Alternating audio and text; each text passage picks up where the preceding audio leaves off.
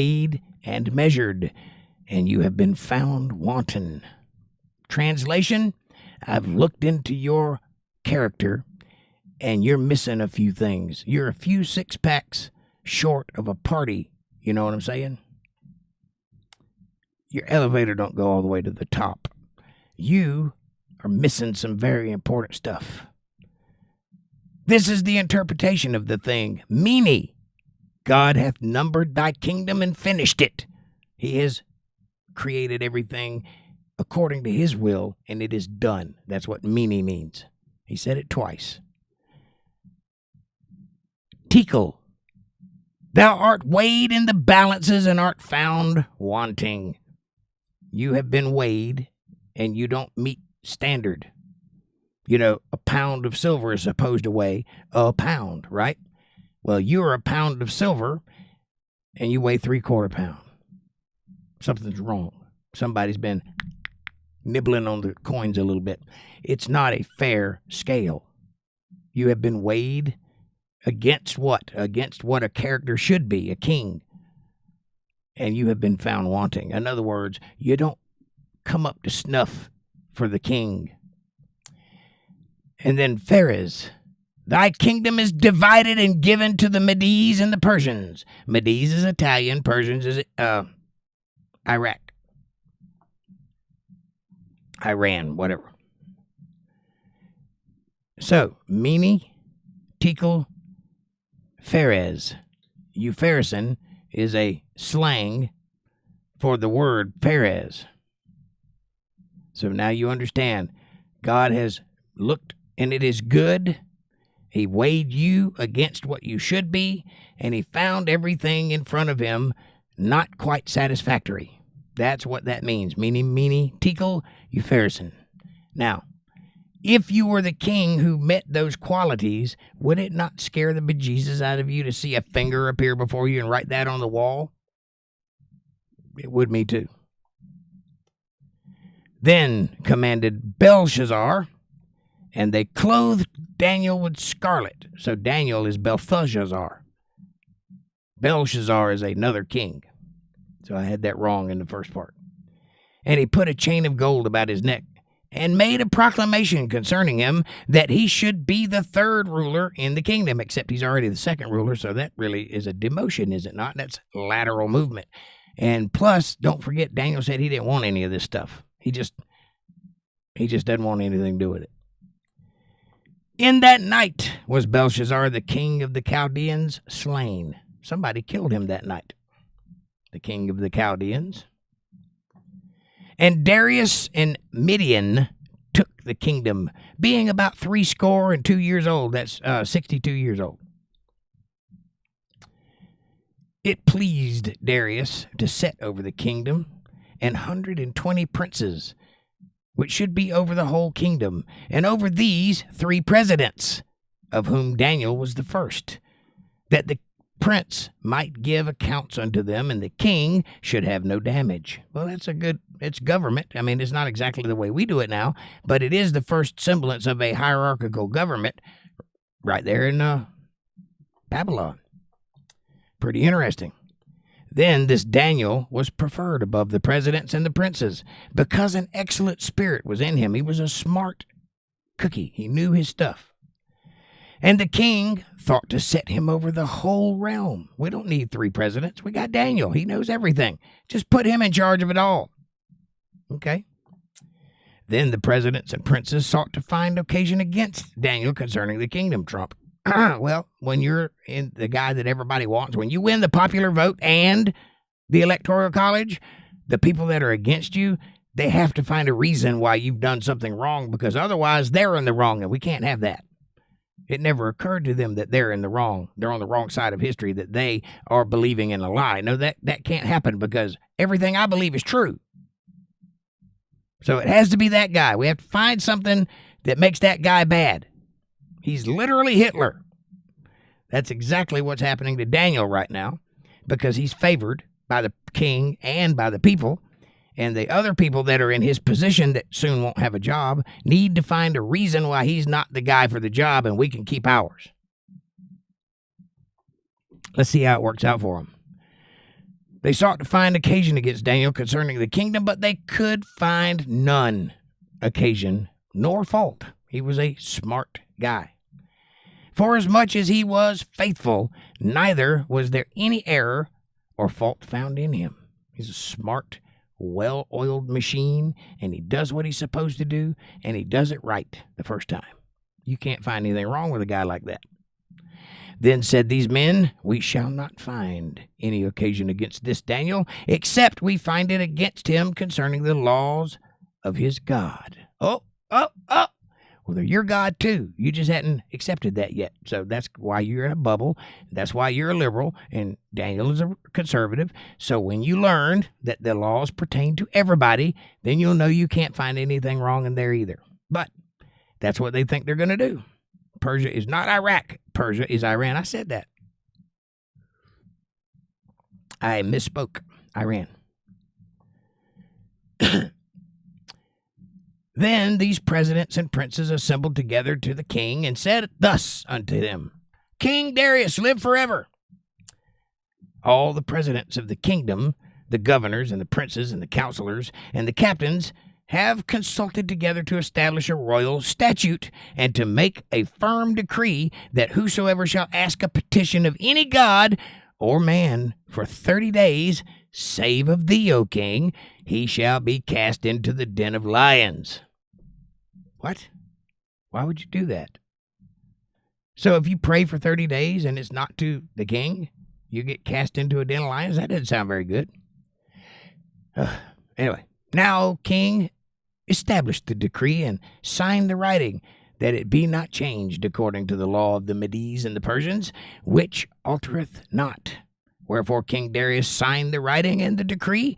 And now, when Daniel knew that the writing was signed, he went into his house, and his windows being opened in his chamber towards Jerusalem, he kneeled upon his knees 3 times a day, and prayed and gave thanks before his God, and as he did aforetime. You see what's happening? He just went into his house. He didn't do it in public. Well, they're a government. They can believe what they want to believe, but I believe in God, so I could go into the privacy of my own home or into my closet and pray to God. I can do that in my head. I don't even have to speak out loud. So that's what he's doing. He's minding his own business. Yeah, he could raise a stink, but he's not going to. He's not that kind of guy.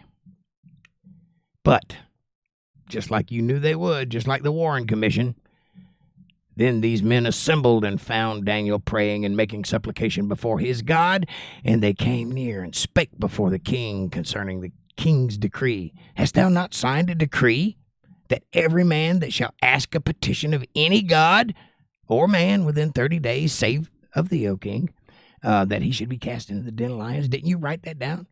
Well, yeah, because you asked me to, but I don't really care.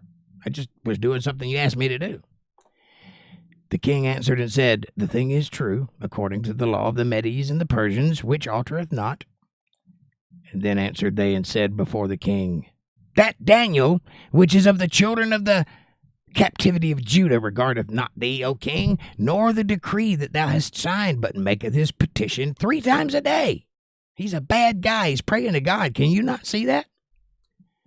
Then the king, when he heard these words, was sore displeased with himself. Why? Because he just made a foolish law that nobody is going to keep, because everybody believes in something, right? Unless you're an idiot. So why is he displeased with himself? Because he should have never signed that. It's a bogus law, and he knows it. Then the king heard these words and was sore displeased with himself, and set his heart on Daniel to deliver him. And he labored till the going down of the sun to deliver him, to stop him from being killed.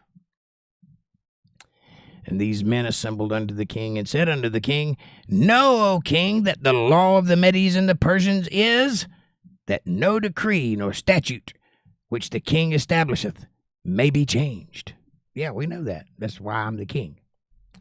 Then the king commanded, and they brought Daniel and cast him into the den of lions. Now the king spake and said unto Daniel, Thy God, whom thou servest continually, he will deliver thee. Yeah, I tried. I can't fix it. You're going into the den of lions. Maybe your God will stop the lions. You remember Shadrach, Meshach, and Abednego? They were in fire, and God stopped that. They didn't even smell like smoke afterwards. I wonder what's going to happen here. Let's see. And a stone was brought and laid upon the mouth of the den. And I missed one. Hold on.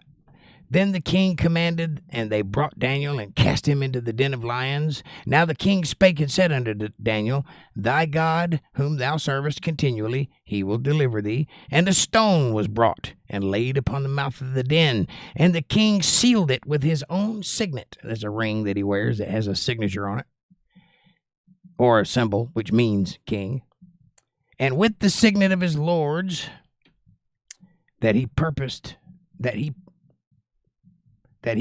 might not be changed concerning Daniel. I'm going to read that again. And the king sealed it with his own signet, and with the signet of his lords, that the purpose might not be changed concerning Daniel. Okay, so he signed the stone with his own signet, so that anybody that saw it knows that it was a decree from the king, so that nobody's going to change this law that he foolishly put in place. Then the king went into his palace and passed the night fasting. Neither were instruments of music brought before him, and his sleep went from him. Yeah, well, you just killed a guy, or put him in the lion's den anyway, for praying to God, who gave you power, who gives you breath. You're killing people for praying for that. Not real smart. Thus is the beginning of the death cult scenario. Then the king arose early in the morning, and went in haste unto the den of lions. And when he came to the den, he cried with a lamentable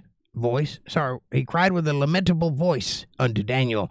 And the king spake and said to Daniel, O Daniel, servant of the living God, is thy God, whom thou servest continually, able to deliver thee from the lions? I don't hear anything. Did they eat him? That's not the God I heard about. Then said Daniel unto the king, O king, live forever. You're still alive. Of course. I knew it all along. My God hath sent his angel, and hath shut the lions' mouths, and they have not hurt me. Forasmuch as before him innocency was found in me, and also before thee, O king, have I done no hurt. I don't deserve to be in here, so God's not going to allow this to happen, because I don't deserve to die. I've done nothing wrong. Right? If I did something wrong, the lions would be chewing on me right now, but I didn't, so God won't let this happen. Then was the king exceedingly glad for him, and commanded that they should take Daniel up out of the den. So Daniel was taken up out of the den, and no matter of hurt was found upon him, because he believed in his God. Let that be a lesson to you. If you believe in your God, if your faith is strong, it has to be strong. You have to know what you believe in. But if you do, God will put a hedge of protection around you, and nothing bad can happen to you unless he deems it necessary.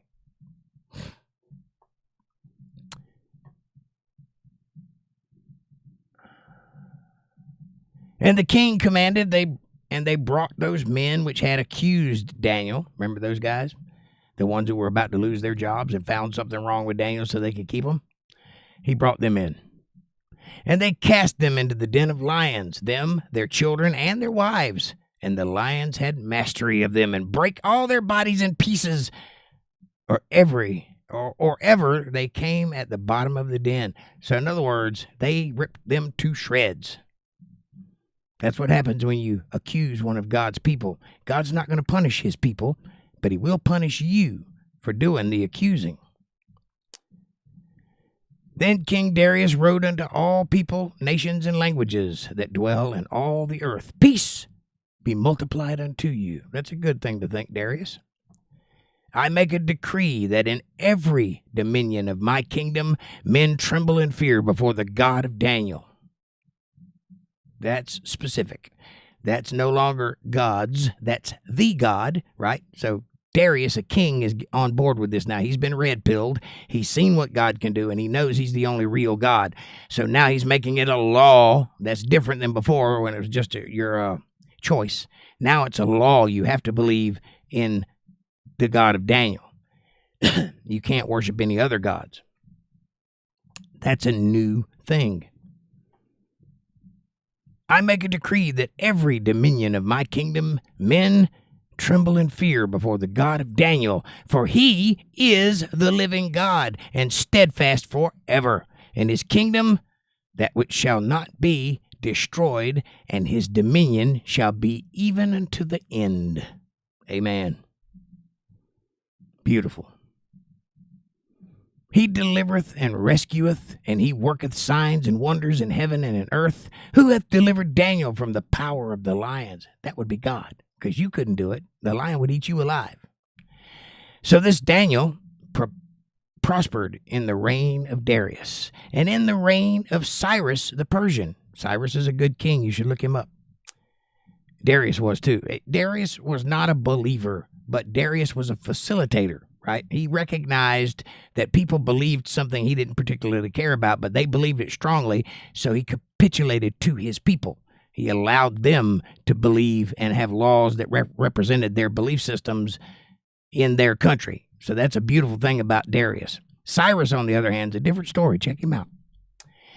In the first year of Belshazzar, king of Babylon, Daniel had a dream and visions of his head upon his bed. And he wrote the dream and told the sum of the matters. Daniel spake and said, I saw in my vision by night, and behold, the four winds of the heaven, singular, heaven, strove upon the great sea. That's heaven. That's anything that's above dirt and below atmosphere. That's the first heaven, right? That's why it's singular, not plural. If it's plural, that's where God's at. And the four great beasts came up from the sea, diverse from one another. They're four completely different beings coming up from the sea. The first was like a lion, and had an eagle's wings. I beheld till the wings thereof were plucked. And it was lifted up from the earth, and made stand upon the feet as a man. And a man's heart was given to it. And behold, another beast, a second, like to a bear. And it raised up itself on one side, and it had 3 ribs in the mouth of it, between the teeth of it. So he was eating on a rib cage. And they said thus unto it, Arise, devour much flesh. After this I beheld, and lo, another, like a leopard, which had upon the back of it 4 wings of a fowl. So it had 4 wings instead of 2. The beast had also 4 heads. Well, that's different. And dominion was given to it. Well, this is clearly a representation of some kind of leadership position, like the UN or something like that. 4 heads, 4 leaders. After this I saw in the night visions, and behold, a 4th beast, a dreadful and terrible or awesome, and strong exceedingly, and it had great iron teeth. It devoured and brake in pieces, and stamped the residue with the feet of it. And it was diverse from all the beasts that were before it. And it had 10 horns. That is the UN. That's the 10 governments that are trying to make a world power right now. There's one little horn, too. I considered the horns, and behold, there came upon them another little horn. So it had 11 horns. 10 big horns, 1 little horn. Before whom there were 3 of the first horns plucked up by the roots. And behold, in this horn were eyes like the eyes of a man, and a mouth speaking great things. I beheld till the thrones were cast down, and the Ancient of the Days did sit, whose garment was white as snow, and the hair of his head was like pure wool. His throne was like the fiery flame, and his wheels as burning fire. His wheels? Thrones have wheels? Well, this one does, because we talked about that in Ezekiel. Remember that? When he had the wheels within the wheels, and it went this way, and it didn't turn its head, and all that stuff. That's what he's describing here, too. This is the same vehicle, the throne of God. It moves. So, a fiery stream issued and came forth from before him. Thousands and thousands ministered unto him, and 10,000 times 10,000 stood before him. The judgment was set, and the books were opened. What books? The books of God's judgment. The seal, the book of life. They get opened at some point. This is talking about Judgment Day. This is the end of all things, right? And the beginning of what God has in store for next run. I beheld then, because of the voice of the great words which the horn spake. This horn, this little horn, is a public speaker. He is talking about peace. He is talking about revival. He is talking about bringing everybody together under one banner. A new world order. Does any of this sound familiar? That is the spirit of the Antichrist happening right there. I said it that way because I don't believe there is one Antichrist.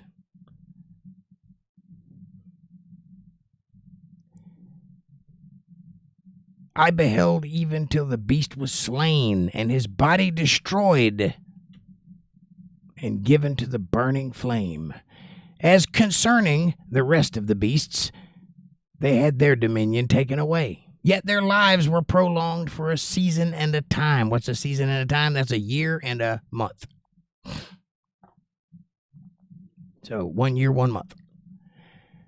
I saw in the night vision, and behold, one like a son of man, like the Son of Man, that's Jesus, came with clouds of heaven. Clouds, this word clouds means group of people, large group of people. It does not mean the clouds that are in the sky. It does say clouds of heaven, but it means large groups of people from heaven, because when Christ comes back, he's coming with an army, right? And then shortly after that's Judgment Day. So that's what he's saying here. This is not clouds like the ones we see in the sky. And came to the Ancient of Days, that would be God. And they brought him near before him. And there was given him dominion and glory and a kingdom, that all people, nations, and languages should serve him. His dominion is an everlasting dominion, which shall not pass away, and his kingdom, that which shall not be destroyed. That's Jesus Christ. That's who we're talking about. In the Old Testament, I might add. I, Daniel, was grieved in my spirit in the midst of my body. I had like a pit of my stomach kind of feeling, and the visions of my head troubled me. I came near unto one of them that stood by and asked him the truth of all of this.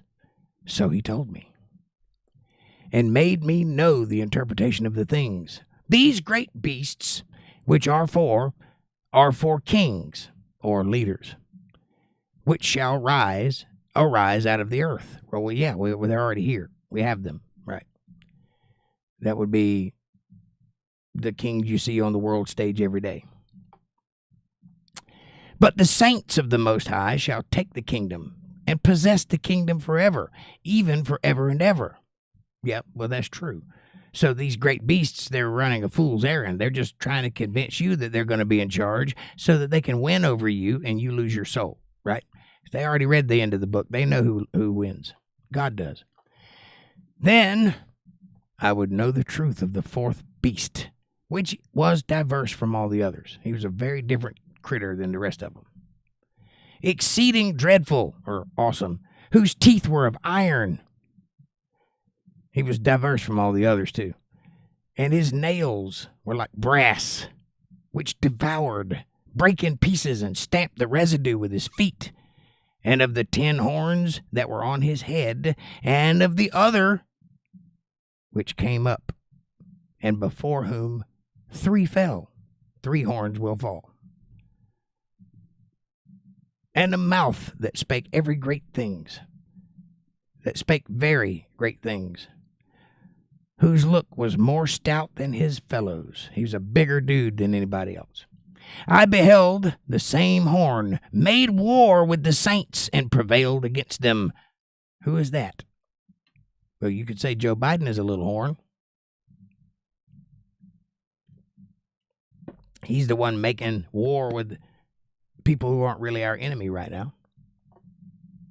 Could be. Ancient of Days came. Then the Ancient of Days came. That's God. And judgment was given to the saints of the Most High. And the time came that the saints possessed the kingdom.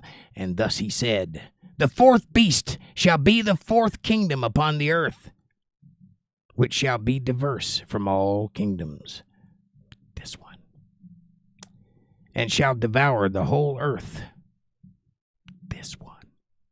And shall tread it down and break it in pieces. This one. This world age. There were 3 other before. This is the 4th one. The horns are symbolic of leadership periods in time, not just the person, not just the leader, the whole period of time, right? So we had that. And the 10 horns out of this kingdom are the 10 kings that shall arise, or the UN, and another shall rise after them, and he shall be diverse from the first. And he shall subdue 3 of those kings. That's probably going to be Trump. And he shall speak great words against the Most High. That's not Trump.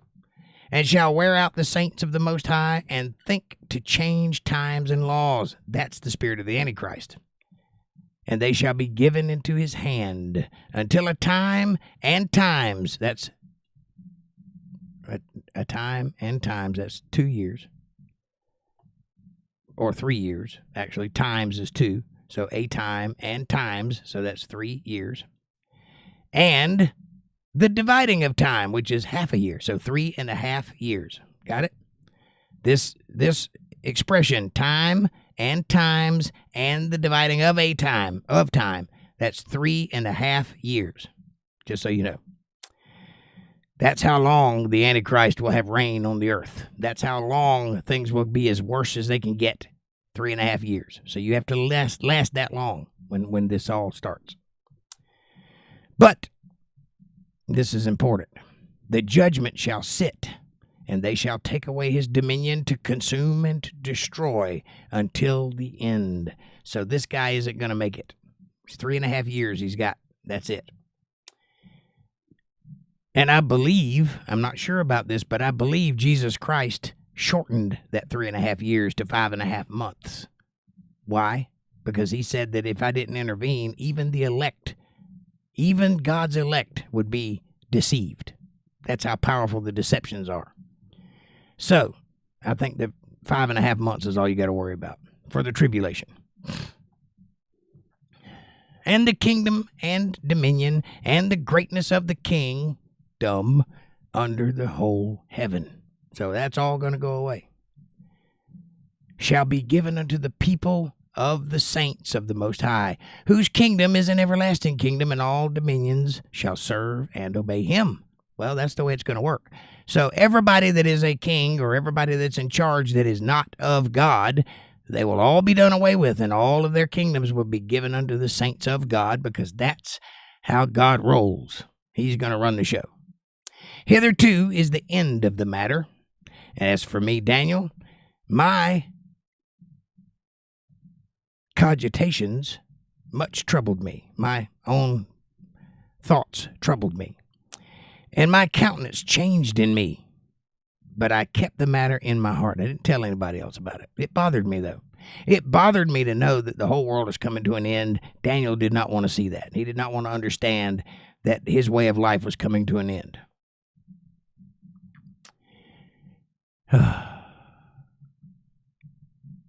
But in the 3rd year of the reign of King Belshazzar, a vision appeared unto me, even unto me, Daniel, after that which appeared unto me at the first. So he's had 3 visions. And I saw in a vision, and it came to pass. And when I saw that I was at Shushan in the palace, which is the province of Elam, and I saw in a vision, and I was by the river Ulai. And then I lifted up my eyes and saw, and behold, there stood before me the river a ram, which had 2 horns. And the 2 horns were high, they were big horns. But one was higher than the other because it was a lopsided horn. And the higher came up last. So the higher one was the last one. And I saw the ram pushing westward and northward and southward, so that no beasts might stand before him, neither was there any that could deliver out of his hand. But he did according to his will and became great. That would be Nebuchadnezzar. That's an allegory for him. And as I was considering, behold, an he-goat came from the west. Good old west coming to save the day. On the face of the whole earth. So this ain't just the west. This is the west of the earth. Not just west of them. But we're talking about the United States here. Just so you know, it is in the Bible. What is west most on the whole earth? And he touched not the ground.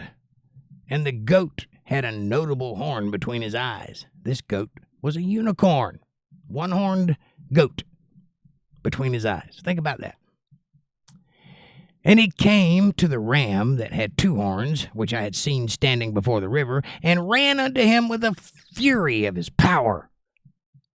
And I saw him come close to the ram, and he was moved with choler against him. He was scared. And he smote the ram and brake his 2 horns. And there was no power in the ram to stand before him. But he cast him down to the ground and stamped upon him. And there was none that could deliver the ram out of his hand.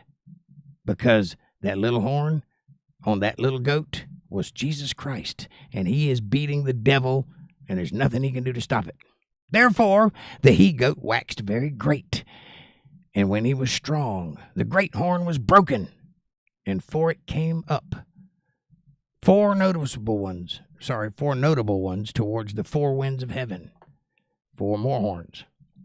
And out of one of them came forth the little horn, which waxed exceedingly great, towards the south, and towards the east, and towards the pleasant land. And it waxed great, even to the host of heaven, and it cast down some of the host and of the stars to the ground. So that's the second time in the Bible it says stars are going to fall. And stamped upon them. Yea, he magnified himself, even to the prince of the host. Who is that? That's Satan. Satan magnifies himself above God. He exalts himself above everybody. And by him, the daily sacrifice was taken away, and the place of the sanctuary was cast down. So this leader is going to start making decisions for God, claiming to be God. And an host was given him against the daily sacrifice by reason of transgression. This is a sin. We can't do it. And it cast down the truth to the ground. And it practiced, and it prospered, the lack of truth. So this is the ministry of untruth. Then I heard one saint speaking, and another saint said unto the certain saint which spake, How long shall be the vision concerning the daily sacrifice and the transgression of the desolation, or the abomination of desolations, which steps where it should not be, which is in the holiest of holies on the Temple Mount, where Jesus is supposed to be? How long before this transgression and desolation is over? To give both the sanctuary and the host to be trodden under foot. And he said unto me, unto 2,300 days. Then shall the sanctuary be cleansed. So 2,300 days. And it came to pass when even I, Daniel, had seen the vision, and sought for the meaning, then, behold, there stood before me as the appearance of a man, like an angel, just popped up into existence. And I heard a man's voice between the banks of Ulai, which called and said, Gabriel, make this man to understand the vision. Gabriel is the voice of God, so that you know. When God speaks, it is usually coming out of the mouth of Gabriel, because God doesn't have a voice per se, but Gabriel does. But this Gabriel is telling Daniel the meaning of his vision. So he came near where I stood, and when he came, I was afraid, and I fell upon my face. But he said unto me, Understand, O Son of Man, for at the time of the end shall be the vision. Your vision is pertaining to the end of the world. It's not going to happen in your lifetime. But also, I'm not God, so get up. What are you doing? Don't bow to me. Now, as he was speaking with me, I was in a deep sleep on my face towards the ground, but he touched me and set me upright and said, Behold, I will make thee know what shall be in the last end of the indignation, or the righteous anger of God. For at the time appointed, the end shall be. That's when God says it's going to happen, it's going to happen. There's nothing you can do to stop it. It will be at that time. The ram, which thou sawest, having 2 horns, are the kings of Media and Persia. That's Italy and Iran. And the rough goat is the king of Grecia, or Greece. And the great horn that is between his eyes is the first king. Now, that being broken, whereas 4 stood up for it. 4 kingdoms shall stand up out of the nation, but not in his power. So they'll be independent from the nation they come from. And in the latter time of their kingdom, when the transgressors are come to the full, a king of fierce countenance and understanding, dark sentences shall stand up. Who is that? Who has dark understandings and speaks in dark sentences? And his power shall be mighty, but not by his own power. He shall destroy wonderfully, and shall prosper in practice, and shall destroy the mighty and the holy people. And through his policy also he shall cause craft to prosper in his hand. In other words, witchcraft. He shall magnify himself in his heart, and by peace shall destroy many. Notice that line. He'll use peace as a bargaining chip. He will tell you, I'm going to end all the wars. We're going to have a revival. This is a good thing. Nobody's going to die. Let's end the violence. And through that, he will destroy you.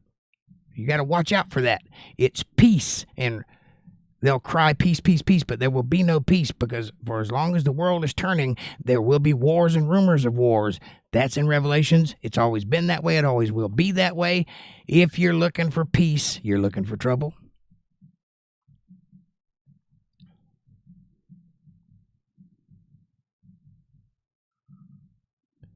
and through his policy.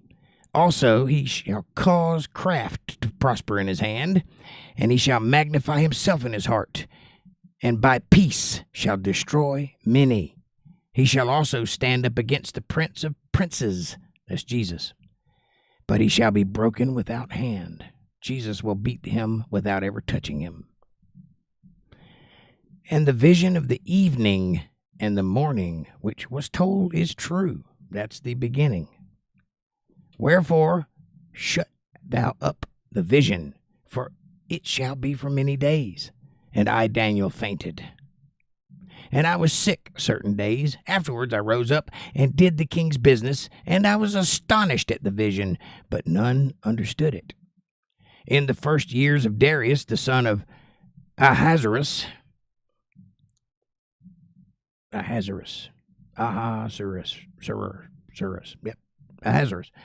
the seed of the Medes, which was made king over the realm of the Chaldeans, in the first year of his reign, I, Daniel, stood by the books, the numbers of years. Wherefore the word of the Lord came to Jeremiah the prophet, that he would accomplish 70 years in the desolations of Jerusalem. That's 70 weeks, right? 70 years equals 70 weeks, geometrically. So there you go. That's the 70 weeks of Daniel, which ended in 1948. That was the end of that 70-year period.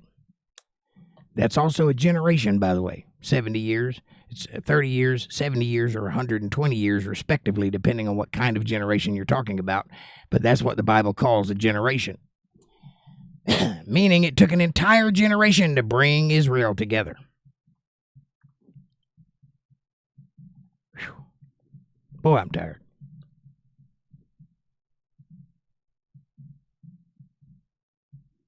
And I set my face unto the Lord God to seek by prayer and supplications with fasting and sackcloth and ashes, which is a custom in those days to show mourning.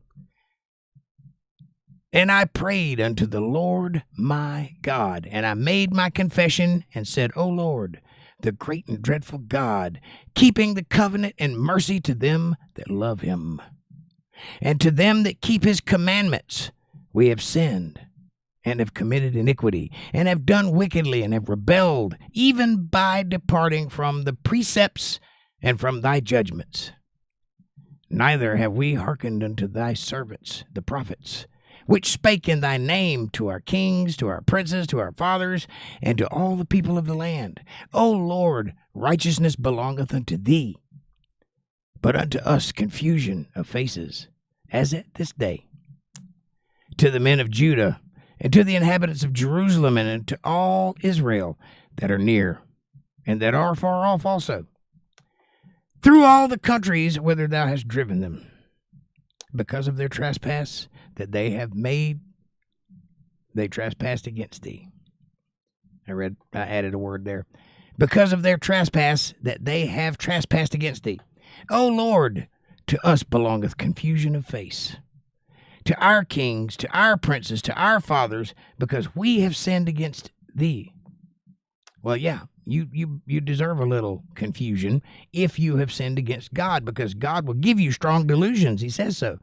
He wants you to see the world for what it is. He wants you to live in the world he created and follow his rules. But if you absolutely have to do it your way, he will give you the strong delusions that will allow you to live in a fantasy world and live it your way, because this is ultimately your ship. You have free will. You can sail across the 7 seas, or you can turn and drive that sucker right into the rocks. Either way, God will let you do it. Think about it. To the Lord our God belong mercies and forgivenesses, though we have rebelled against him. Neither have we obeyed the voice of the Lord our God, to walk in his laws, which he set before us by his servants the prophets. Yea, all Israel have transgressed thy law, even by departing, that they might not obey thy voice. Therefore the curse is poured upon us, and the oath that is written in the law of Moses, the servant of God, because we have sinned against him. Matter-of-factly. And he hath confirmed his words, which he spake against us, and against our judges that judged us, by bringing upon us a great evil, for under the whole heaven hath not been done as hath been done upon Jerusalem. Jerusalem has had it worse than anybody at this point. As it is written in the law of Moses, all this evil is come upon us, yet made we not our prayer before the Lord our God, that we might turn from our iniquities and understand thy truth.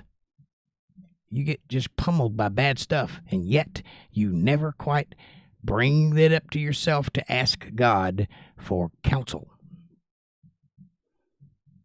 How many bad things have to happen to you before you capitulate and ask God for guidance? Because God knows the truth. He knows how to get you out of the problems you're in. You don't. You can't do it by yourself. Therefore hath the Lord watched upon the evil and brought it upon us. For the Lord our God is righteous in all his works which he doeth, for we obey not his voice. And now, O Lord our God, that has brought thy people forth out of the land of Egypt, with his mighty hand, and has gotten thee renown, or famous. He's been made famous because of his strength. As at this day we have sinned. We have done wickedly. O Lord, according to all thy righteousness, I beseech thee, I'm begging you, let thine anger and fury be turned away from thy city, Jerusalem, thy holy mountain, because of our sins. Away from the city of Jerusalem, thy holy mountain, because of our sins. For the iniquities of our fathers, Jerusalem, and thy people are become a reproach to all that are about us. We are not doing good. The only hope we have is if you choose not to destroy us. Now therefore, O God, O our God, hear the prayer of thy servant and his supplications, and cause thy face to shine upon the sanctuary that is desolate, for the Lord's sake. O my God, incline thine ear and hear. Open thine eyes and behold our desolations, and the city which is called by thy name. For we do not present our supplications before thee for our righteousness, but for thy great mercies. That's the reason we tell you. It isn't so we look good. It's because we know you'll have mercy. O Lord, hear. O Lord, forgive. O Lord, hearken and do. Defer not for thine own sake. O my God, for thy city and thy people are called by thy name. Shore City. And whiles I was speaking and praying and confessing my sin and the sin of my people Israel and presenting my supplication before the Lord, my God, for the holy mountain of my God. Yea, whiles I was speaking in prayer, even the man Gabriel, or the angel Gabriel, whom I had seen in the vision at the beginning, being caused to fly swiftly, touched me about the time of the evening oblation. And he informed me and talked with me and said, O Daniel, I am now come forth to give thee skill and understanding. Remember, before he had knowledge and understanding. Now he's got skill. Now he can do things.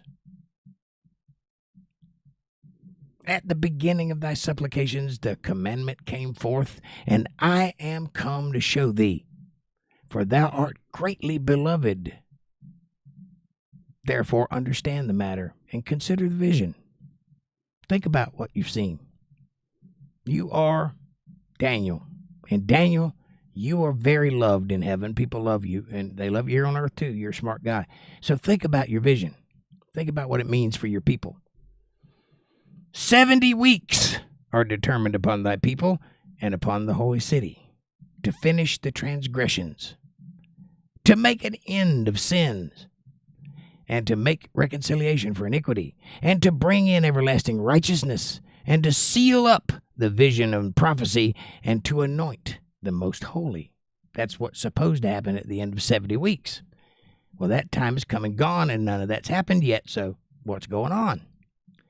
Know therefore and understand that from the going forth of the commandment to restore and rebuild Jerusalem unto the Messiah, the Prince, shall be 7 weeks. That's 7 years.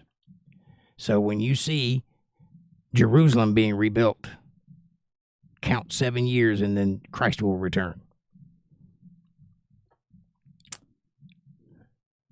Sorry. That will be 7 weeks and 62 weeks. So that is 62. So that's 70 weeks. All right, so 70 weeks. I got to read that again.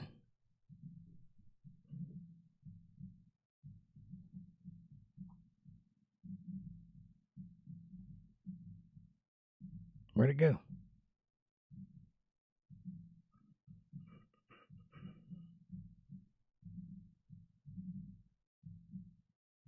Nope, I read that one already.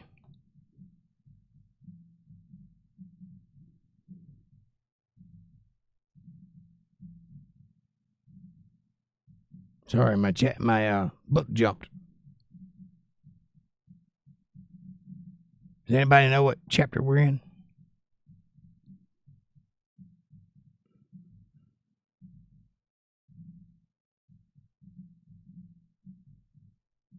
I think it's like 9-7.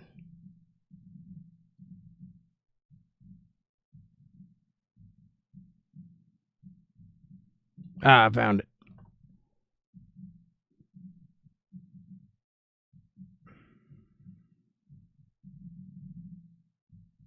I thought I found it. I did not. 9:24. I'm way back. I'm in 9:8. 70 weeks are determined upon thy people and upon thy holy city, to finish the transgression, to make an end of sins, and to make reconciliation for iniquity, and to bring in everlasting righteousness, and to seal up the vision and prophecy, and to anoint the most holy. Know therefore and understand that from the going forth of the commandment to restore, to build Jerusalem unto the Messiah, the Prince, shall be 7 weeks, 62 weeks, and the street shall be built again, and the wall, even in troublous times. So even then, it'll be rebuilt. And after 62 weeks shall Messiah be cut off, but not for himself. That's the strong delusions where people don't follow the Messiah. And the people of the prince shall come, and for the people of the prince that shall come shall destroy the city and the sanctuary, and the end thereof shall be with a flood. And unto the end of the war, desolations are determined. So that means at the end of the war, everybody's going to get judged. And he shall confirm the covenant with many for 1 week. That's the Antichrist. He's going to tell you that he's going to be God, that he's going to fulfill the covenant of God. And he'll keep that promise for 1 week. And after that, he'll turn on everybody. And in the midst of the week, he shall cause the sacrifice and the oblations to cease. And for the overspreading of abominations, he shall make it desolate, even unto the consummation, even unto the consummation that determined shall be poured upon the desolate. Now, what does that mean? That means he's going to make the temple of God not usable. It's going to be desolate. Something is going to happen with this character in the temple of God, which was recently rebuilt, that is the abomination of desolations. It's the worst thing that anybody could do. He's going to do it in there. That's where the Ark of the Covenant should go. It's going to be bad, and that will be the sign that all this is coming to pass. And in the 3rd year of Cyrus, king of Persia, a thing was revealed unto Daniel, whose name was called Belteshazzar. And the thing was true, but the time appointed was long. And he understood the thing and had understanding of the vision. So that long, meaning up until modern times, this whole thing was occurring that Daniel saw back in the old days. So it ended in 1948, what he saw. So 1948, the vision of Daniel was still happening, and then it ended. And now we're into the next thing. That's where we're going to stop for today, ladies and gentlemen. No, we're going to go one more. In those days, I, Daniel, was mourning 3 full weeks. All right, then we'll stop. That's the beginning of a new story, so we'll pick that up tomorrow night. Man, that was an intense read. What did you guys think? It's very touching, very scary. A lot of weird stuff going on there. I hope it causes you to reach out with both hands to your Father and ask Him into your life. Ask Him to solve your problems. Ask Him to be your friend. I hope you do that. While you're doing that, won't you do me a favor and hit that subscribe button? Press the bell icon so you get notifications of when I'm going to be online. Share this video with somebody you love. Better yet, share it with somebody that you don't love. Bring them into the family. Make it part of the fold. Be part of their solutions, not part of their problems. Leave a comment down below. Let me know what you're thinking about. Question me, curse me, bless me, challenge me, confront me, conform me, drink me, Kool-Aid. Make your own Kool-Aid. As long as you're thinking critical, that's what I want. Critical thought coming from that brain of yours. And hey, if you love the Word of God, and you can see the value of what I'm trying to build and you'd like to help me do it, well, consider joining the channel or throw up a super chat to show a little bit of love in the chat. But if you really want to help, if you feel led to send tithes, offerings, or love offerings to this humble ministry, you can do so by going to paypal.me/jakejohnsonband, or if you're Cash App user, $JakeJohnsonBand. Every little bit helps. It's a win-win. It's a blessing to me, but it's a blessing to you too, because God, He notices these things. I will do everything in my power to be worthy of that support. I will answer all of your questions and comments as I always do right now. All right. Tell me what you thought about that. I got to scroll up, see what I missed. Fab Daddy says, I worked at my mother's job at age 8 for a week, chronologically, punch cards for a plumbing supply company. I was roofing houses when I was 11, so that's a little further than 8, but whatever. April said, amen, and Fab Daddy says, but my first job was actually paperboy. I think I did one job as a paperboy where I rode in the back of a station wagon and we folded up papers and threw it out at people's yards. I did that for one night. Other than that, I had a job selling the paper where I'd go door to door and sell subscriptions. I did that for like a summer, and that's it. Fab Daddy says, I bless the Most High. I bless the Most High too, Fab Daddy. Good call. April says, amen, and that's right. Dana says, Belshazzar was the son of Nebuchadnezzar. Greetings. Thank you, Dana. Hey, how are you? Good to see you. Welcome to the show. I wouldn't be able to keep my head on straight if it wasn't for you, Dana. Thank you for that. So there's Belteshazzar, which is Daniel, and there's Belshazzar, which is the second Nebuchadnezzar's son. The first Nebuchadnezzar was the second Nebuchadnezzar's dad. So that's that story. Amanda says, hi, Dana. And April says, Dana, lovely. Good to see you. Dana says, Amanda Hart. EA, what's up, brother? Hello, Abdullah. Amanda says, hi, EA. Dana says, dear April Hart. EA says, why there is many versions of the Bible? Well, because most people are morons. Does that help? EA says, good night, all. There's only one version of the Bible, by the way, EA, and that's the King James Version. Every other version of the Bible is nonsense, and everybody that's a serious scholar knows that. Amanda says, Jewry refers to Judea, the country of the Jews. Yeah, it refers to the slang word Jews, Jews, because the proper word Judah is not Jews. And the English used that word Jewry for a brief period of time in the old days, like in the Whitechapel days. But I never knew that the people of those days used that word because it's really not a word. It's really a slang. Jewry. I'll have no part of that jurydom. What with the wringing of the hands and the collecting of money and whatnot? Makes no sense. That's anti-Semitic. Amanda says, oh, I read that one. April says, EA, welcome. Bill Bennett says, hi, guys. I'm a little late. That's all right, Bill. You're not late. We're all early. Amanda says, hi, Bill. And Amanda says, Belteshazzar is Daniel. Yes, but Belshazzar is not. Just a couple of letters different in that name, but it is a different name. Belshazzar, king. Belteshazzar, Daniel, king by proxy. Makes sense. Amanda says, a French fry short of a Happy Meal. Yes. April says, hi, Bill. Love.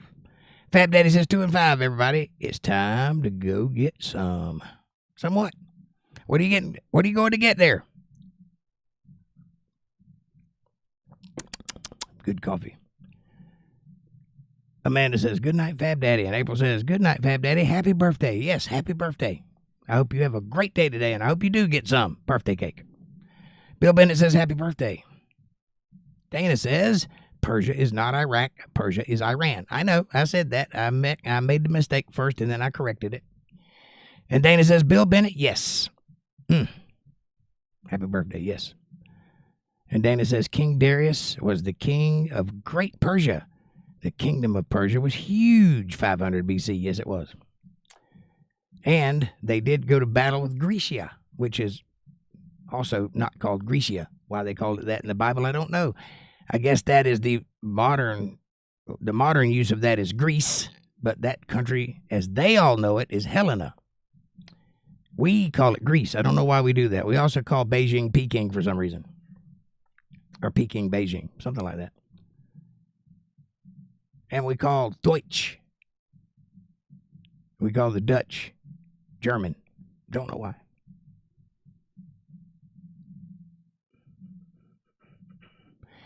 Bill Bennett says, is that the same Daniel from the Lion's Den? I don't know much about the Old Testament. Yep, same guy. Same dude.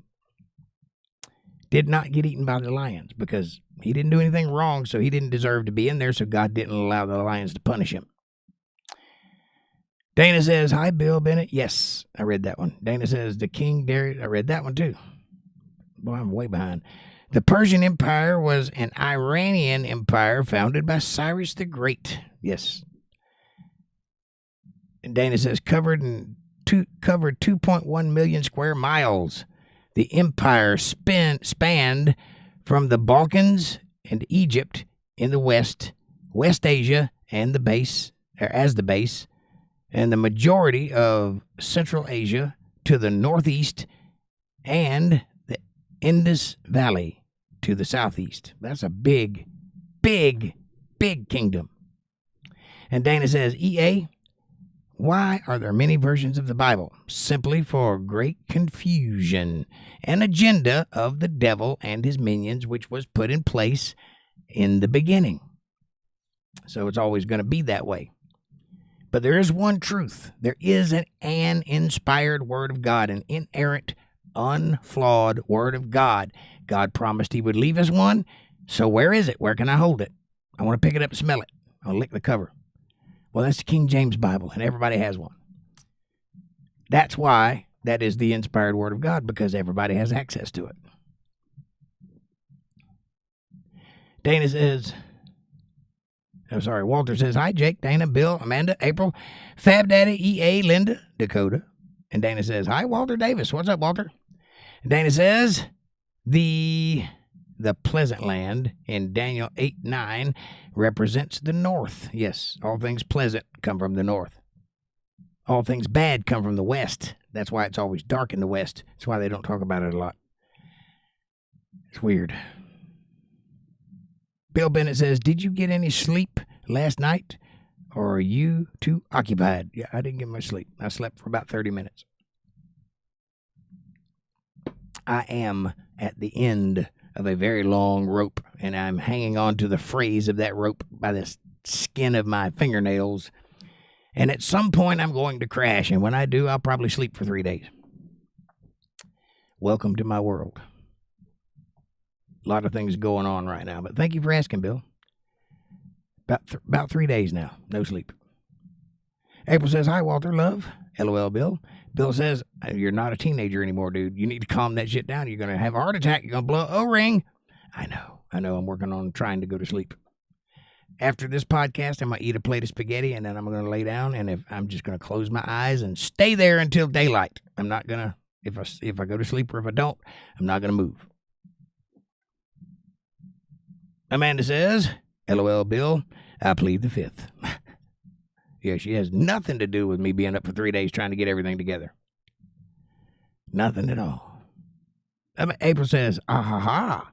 Bill Bennett says, the lions didn't eat him. Amazing, Grace. How sweet the sound. Right on. And also, look at those teeth. when the shark bites with those teeth there, and it shows those pearly whites. You know what I'm talking about. Look out, old Mackie is back. That's Daniel. He got away with it scot-free. No lions. I wonder how many lions were in that den. Amanda says 9:24. Thank you.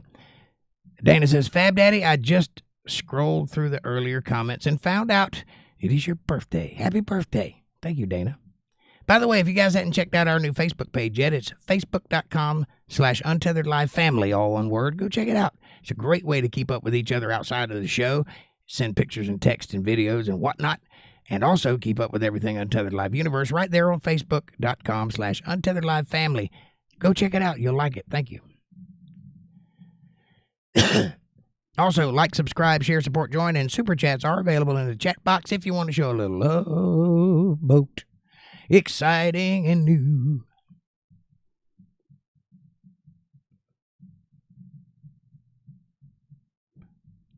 Linda Davis says, don't forget to tap that like button. Right on. Yes, hit the like button. There's 7. Well, we got 7 likes. So I wonder how many. Oh, there's 21 people have seen the show, but there's only 7 people here. So that's a quarter of the people stayed and the rest left. Amanda says, thanks, Linda. And Dana says, Jake, you said that the temple was recently rebuilt. In the vision, the temple had recently been rebuilt. It hasn't been recently rebuilt yet. In the vision, it was recently built. That's all going to take place in the temple, the Antichrist thing that we were talking about. No, it's not rebuilt right now. Thank you for pointing that out, because that may have been unclear to somebody.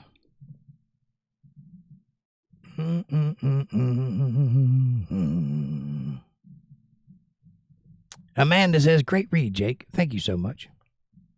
My pleasure. I enjoy every minute of it. Dana says the capital of China is Peking. Beijing is a made-up word which is used only by English people speaking in their countries. Yeah, I know. Germany is a made-up word, too. Greece is a made-up word, too. I'm sure there's several countries that we call them something that they don't call them. Greece is Helena. Germany is Dutchland. Or Deutschland, however you say it. And Peking is Beijing. Go figure. April says, I enjoyed the study and I'll rewatch because I missed a bit being in and out and about. And I love you all true. I'm about to drive again, so I'll see you tomorrow night at 8:30 for Bible study. God bless you all. Well, thank you, April. Please do rewatch it. There's some good stuff in this one. April says, sweetest dreams, hugs, and love to everybody. Well, thank you. We need some of that. We need all the love we can get. All you need is love. All you need is love. Love. Love is all you need. I have reached delirium now, just so you know. I'm bordering into delirious territory, so there's no telling what's going to come out of my mouth next. I need to go to bed.